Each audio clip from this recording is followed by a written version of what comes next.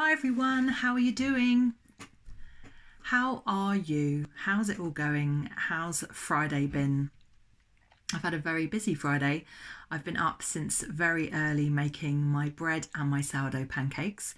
So late last night, I put a mix together, a levain for my bread, which was 50 grams wholemeal, 50 grams white, 100 grams water, and a tablespoon of my starter of Helen, and I just left that overnight to bubble away.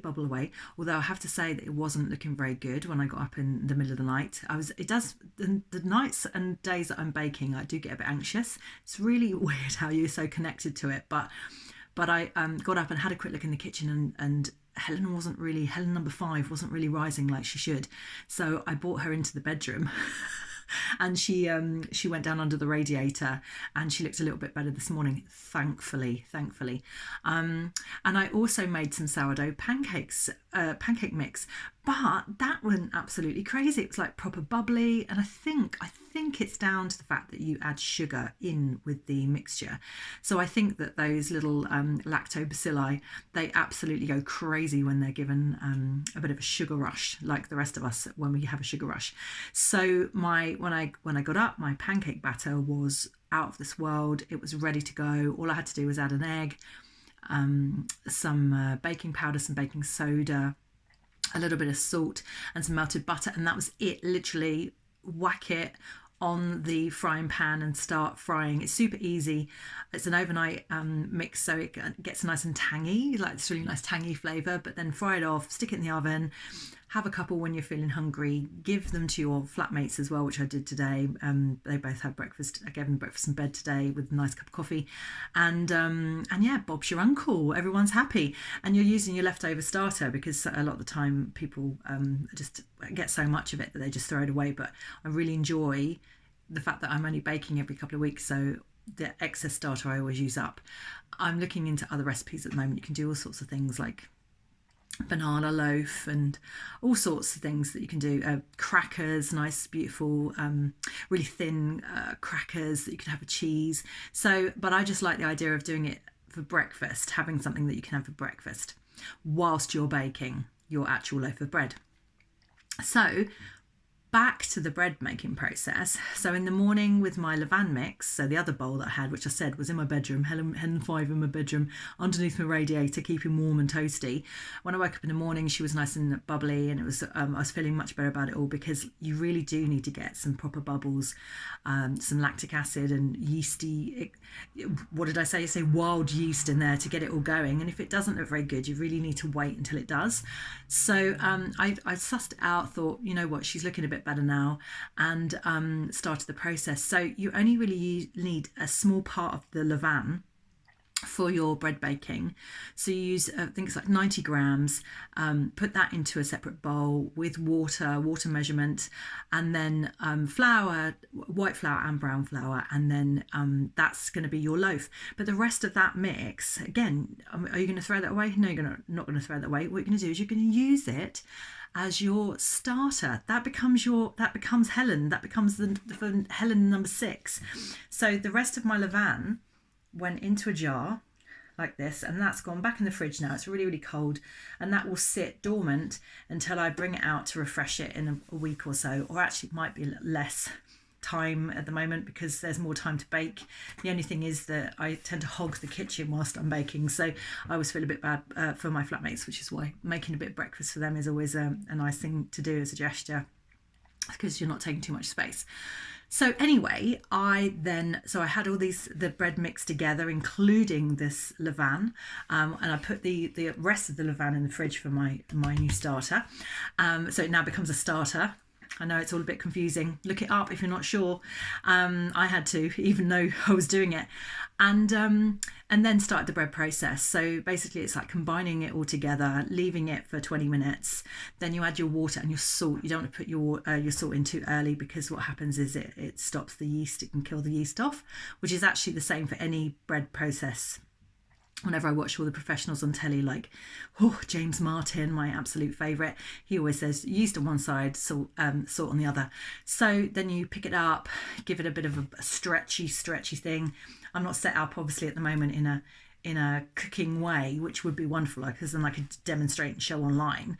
But now, because now I'm getting more confident with it. But you pick it up, put it together, put it back in the bowl again, and then you give it this fold. Now, with sourdough bread, what I found out is that it doesn't need to be pummeled around Paul Hollywood style. It, like, show the bread who's boss. No, it's actually quite a delicate process from what I've been taught by Lawrence, and from what I can feel. So first time, when you're mixing everything together, leave it for 20 minutes. You just got to make sure it's all hydrated, nothing special, nothing pretty. It's pretty much of a mess. And then after 20 minutes, then you pick it up and you start, you have the water and the salt, and you pick it up and it starts to kind of come together straight away. It's really amazing how it suddenly comes together. Back in the bowl. And then there's this 4-fold process. There's a special name for it. I can't think of it off the top of my head right now. Basically, you pour the bread towards you and turn like a what creature am I when I'm doing Tyrannosaurus Rex bread.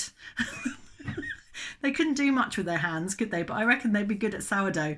Sorry, complete tangent, but that's my mind. That is actually how my mind works.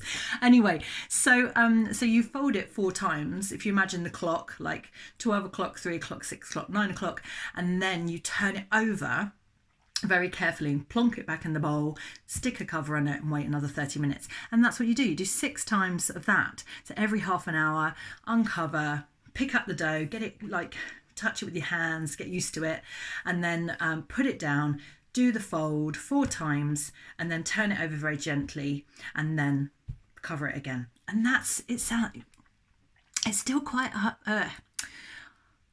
it's a really hard one. It's because you're investing so much time into it that you want it to be good, Anyway, this morning it seemed to be, it got nice and bubbly. I was happy with it. I had my timings all ready to go. It got to about 10 past 1. I had another half an hour, and then at the end of the 6 folds, what you do is you put the dough on the surface, on a nice clean surface. Everyone thinks you need to put like flour, this special technique that they throw. It all looks very cool, doesn't it? And I'm sure it's like that, isn't it? Skimming. Anyway, if I had a kitchen set up, then I'd be able to show you that. I'd have to practice it first. So you don't do that. You just put it on the nice clean surface. So I'd anti-backed it all, cleaned it all down, stick it down, then shape it into a ball. Now that is not as easy as you think it is. Just saying, it's not as easy as you think it is. You have to watch videos online. You have to be taught to do the shaping. It's like driving a car. You have to learn the physical motion of driving, and it's like the motor memory. So anyway, you shape it into this ball, and you just leave it on the side. It looks like a kind of a globule at this point. You just sit it on the side, leave it for 20 minutes, do something else, just let it settle, and then sprinkle flour on top. Then you turn it over very carefully with a scraper. You do your 4-fold process, and then once you've done the 4-fold process, then you have to very carefully pick it up and turn it over again. I know I'm losing you. I know I'm losing myself.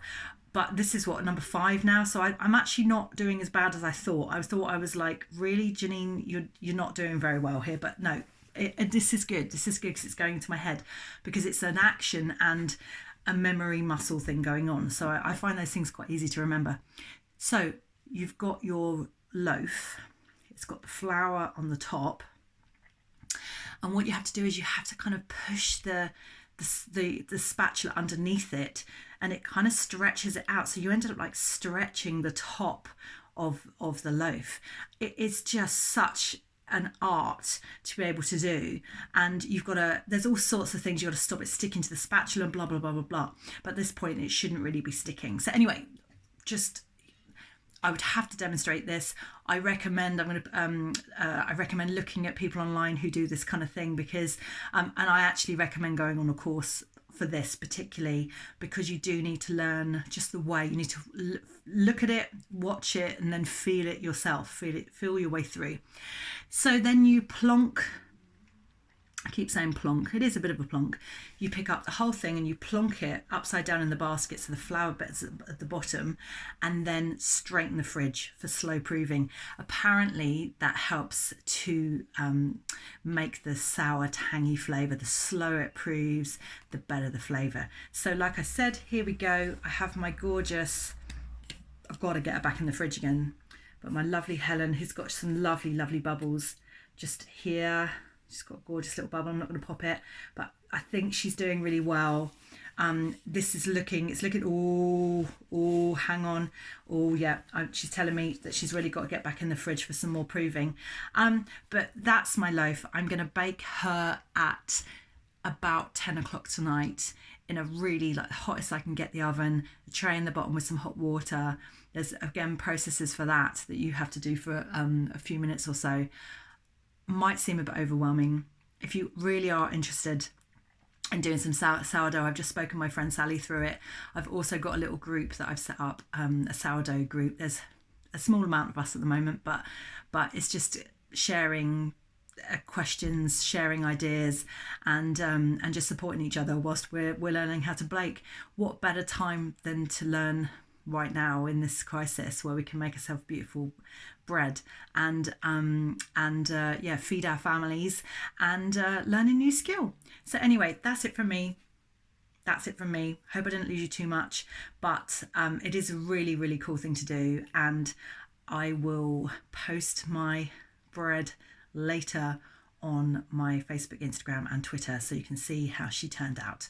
Okay, lots of love. Bye.